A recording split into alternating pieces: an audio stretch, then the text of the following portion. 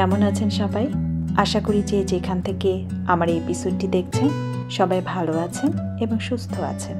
আমি নাহি USA Bangladeshi lifestyle থেকে আপনাদের সবাইকে স্বাগত জানিয়ে শুরু করছি নতুন আরও একটি এপিসোড। এখন বিকেল প্রায় 4টা বাজে।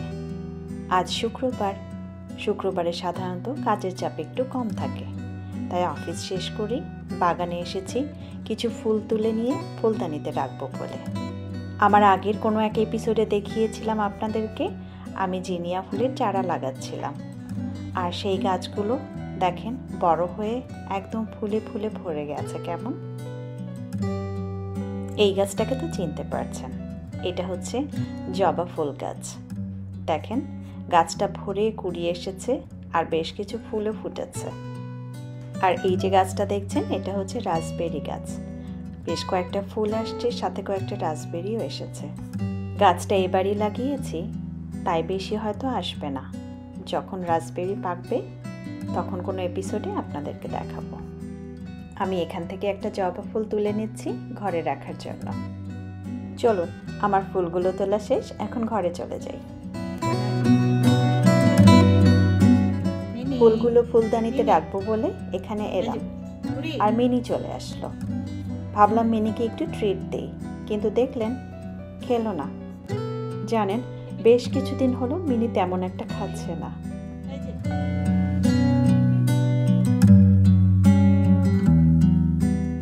আর দেখেন প্রতিবারই এরকম হয়, মিনি খায় না আর মিকির কোনো না নাই। মিকি অপেক্ষা করে, মিনি যখনই খায় না মিকি সবগুলো খাবার খেয়ে নেয়।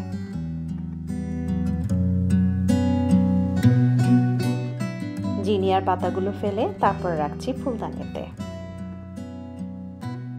ফুলের সাথে যে পাতাগুলো দিচ্ছি এই গাছটার নাম হচ্ছে হোস্টা।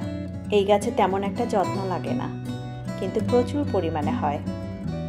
আর এর ফুলে অনেক মৌমাছি আসে, যেগুলো বাগানের অন্যান্য গাছের ফল আর সবজির জন্য বেশ উপকারী। ফুল যারা কথা বলতে জানে না, কিন্তু একেবারে চুপচাপ আমাদের মনের কথাগুলো বলে যায়, তাই না? এই ফুলগুলোকে সাজিয়ে দিলাম আমার ছোট্ট ফুলদানিতে। আর পাশেই রাখা আছে একটা রিক্সা, ছোট্ট রিক্সা, অবিকল আমাদের দেশে রিক্সার মতো। আর এত নিখুঁতভাবে তৈরি এই রিক্সাটা দেখার পর আমার মনে হয়েছে কি আমাদের দেশের মানুষেরা কত সুন্দর জিনিস তৈরি করে। যেমন কৃষকেরা শস্য উৎপাদন করে, যেমন গার্মেন্টসের শ্রমিকরা কত সুন্দর পোশাক তৈরি করেন, আবার স্বর্ণকারেরা কত সুন্দর স্বর্ণালঙ্কার তৈরি করে। এভাবেই কামার কুমার তাঁতি প্রত্যেকটা পেশার মানুষই তাদের শ্রম দিয়ে, মেধা দিয়ে, ভালোবাসা দিয়ে এমন সুন্দর সুন্দর জিনিস আমাদের উপহার দিয়ে থাকেন। যেমন করে এই বাংলাদেশ লেখা রিক্সাটি তৈরি করেছেন, হয়তো ক্ষুদ্র একটি প্রয়াস, কিন্তু যেটা গোটা বাংলাদেশকে রিপ্রেজেন্ট করছে। আমার সবসময়ই মনে হয় প্রবাসে থেকেও আমাদের ভিতরে এক একটা জিনিস কত গভীরে গাঁথা থাকে। হয়তো একটা গন্ধ, হয়তো একটা শব্দ, একটা খাবারের স্বাদ, কিংবা একটা রিক্সা, বা কিছু গাঁদা ফুল অথবা একটা জবা। ছোটবেলাতে সকালে উঠেই বাড়ির উঠোনে গাছ ভরা গাঁদা ফুল আর জবা ফুল দেখা যেত। হলুদ গাঁদা আর লাল টুকটুকে জবা যেন শিউলি না হলেও ঠিক তেমনি শুদ্ধ আর মায়াময়।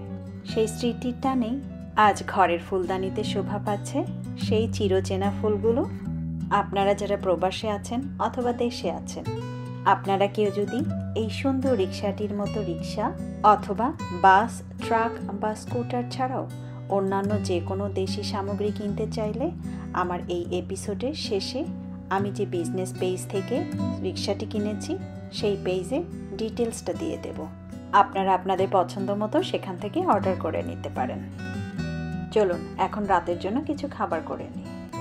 আজ একটু ভিন্ন আয়োজন করছি, একদম মনের মতো রেসিপি। সাদামাটা কিন্তু প্রিয় ঘরোয়া পোলাও, মুরগির মাংস, আর আমাদের সবার অনেক পছন্দের টুনা ফিশ দিয়ে বানানো চপ। আমি এখানে টুনা ফিশগুলোকে ধুয়ে ছাঁকনিতে পানিটা ছেঁকে নিয়েছি। তারপর দিয়েছি তাতে বেশ কিছু সেদ্ধ আলু, লবণ, বেশি করে কাঁচা ঝাল এবং পুদিনা পাতা। এরপর দিয়েছি তাতে লেবুর রস আর বেশি করে পেঁয়াজ কুচি। তারপর দিয়েছি এতে লাল মরিচের গুঁড়া, জিরার গুঁড়া, কর্নফ্লাওয়ার পাউডার, বেশি পরিমাণে কুচি করা ধনেপাতা, 1 চামচ ঘি দিয়ে মিশ্রণটাকে ভালোভাবে মাখিয়ে নিলাম। মিশ্রণটি ভালোভাবে মাখানো হয়ে গেলে এর মধ্যে দিয়ে দিলাম পেঁয়াজ রসুন বাটা, কিছুটা আদা বাটা, আরও দিলাম হলুদের গুঁড়া, গোলমরিচের গুঁড়া আর 3টে ডিম ভেঙে। মিশ্রণটি আমার একটু বেশি নরম হয়ে যাওয়ার জন্য আমি এর মধ্যে একটু চালের গুঁড়ি আর একটু বেসন দিয়েছিলাম, যেটাকে আমার ভিডিও করা হয়নি। এখন আমি এই দুটো প্যানের একটিতে পোলাও আর আরেকটিতে মুরগির মাংস রান্না চাপাচ্ছি।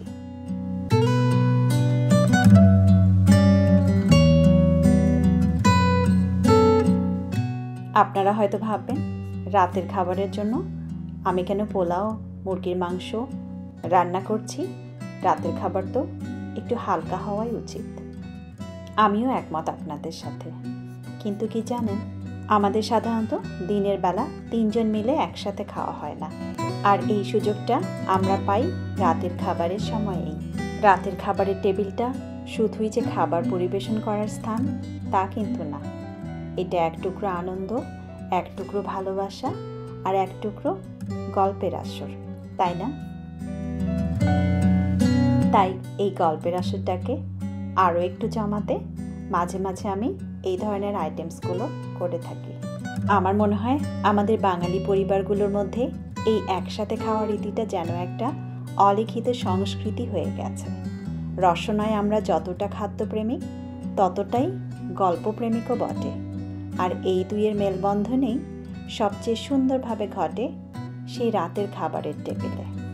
দিনভর সারা ব্যস্ততা শেষে সবাই যখন আমরা একসাথে খাবার টেবিলে বসি, তখন খাবারের সাথে সাথে ভাগ হয় সারাদিনের অভিজ্ঞতা, হাসি ঠাট্টা, কখনো বা ছোটোখাটো অভিমান। এই যেমন ধরুন, আমি নর্থ বেঙ্গলের মানুষ বলে খাবারে লবণটা একটু কম খেতে পছন্দ করি, আর আমার হাজব্যান্ড হচ্ছে দক্ষিণবঙ্গের, তাই স্বভাবতই তিনি খাবারে লবণের পরিমাণটা একটু বেশি খান। আর আমার ছেলে কম আর বেশির মাঝখানে পড়ে বেশিটাকেই পছন্দ করেছেন, আর সেও তাই খাবারে লবণের পরিমাণটা আর একটু বেশিই খেতে পছন্দ করে। তো প্রায় সময়ই খাবারে লবণ কম বেশি নিয়ে আমাদের মধ্যে হাসি ঠাট্টা, ছোটোখাটো মান অভিমান হয়েই থাকে। কিন্তু তবুও সেই সময়ের মিষ্টি মধুর আনন্দের কথাটা মনে করে আবারও আমরা কত রকমের আয়োজন করে থাকি। আর এটাই তো আমাদের বাঙালি পরিবারের অভ্যাস, আমাদের সংস্কৃতির ধারা। ছোটবেলা থেকে আমাদের পরিবারগুলোর মধ্যে এমনই তো দেখে আমরা বড় হয়েছি। এই সময়গুলো যেন ঘড়ির কাঁটায় বাঁধা কোনো মুহূর্ত না, বরং হৃদয়ের আবেগে বাঁধা। আর সেই আবেগের তাড়নায় অভ্যাসগুলো ধরে রাখার চেষ্টা করছি নিজের পরিবারের মধ্যেও। এই যে খাবারগুলো রান্না করছি, এগুলো শুধু খাবার নয়, এটা এক একটা গল্পের শুরু, ভালোবাসার প্রকাশ আর জীবনের ছোট অথচ মধুর সময়ের এক নীরব সাক্ষী। এটাই তো পরিবার, যেখানে খাওয়া হয় কিন্তু তৃপ্তি আসে একসাথে থাকার মধ্যে। আজকে ভেবেছিলাম শুধু পোলাও আর মুরগির মাংসই করব, কিন্তু সাথে যে টুনা দিয়ে চপটা করছি তার একটা কারণ আছে।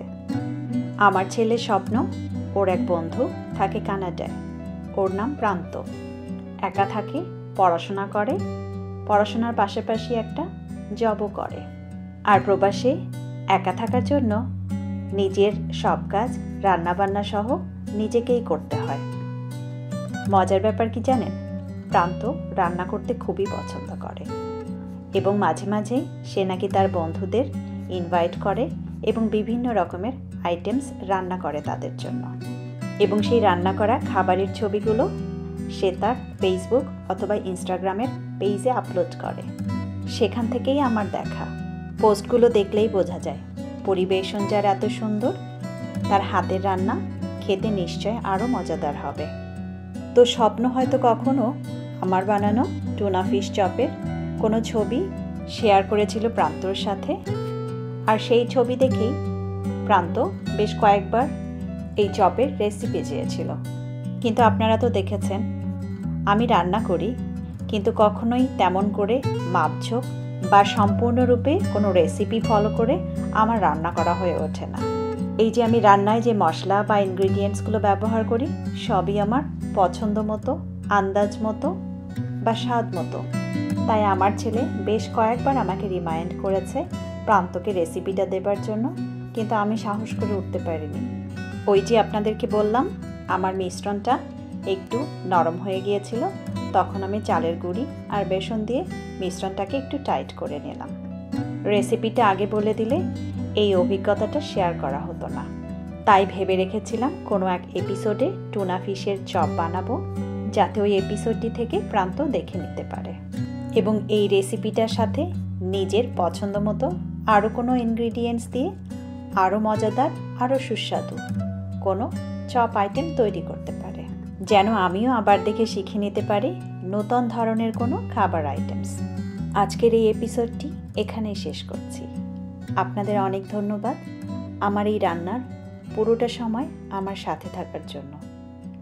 আপনারা ভালো থাকবেন এবং চেষ্টা করবেন সমস্ত ব্যস্ততার মধ্যেও পরিবারের প্রিয় মানুষগুলোর সাথে এমনই মধুর সময় কাটানোর, যে সময়ের স্মৃতি, শিক্ষা বা গল্পগুলো আপনারই পরিবারের সদস্যরাই গল্পের মাধ্যমে, অভ্যাসের মাধ্যমে বাঁচিয়ে রাখবে যুগের পরে যুগ, দূরে অথবা কাছে, যেখানেই থাকুক না কেন তারা।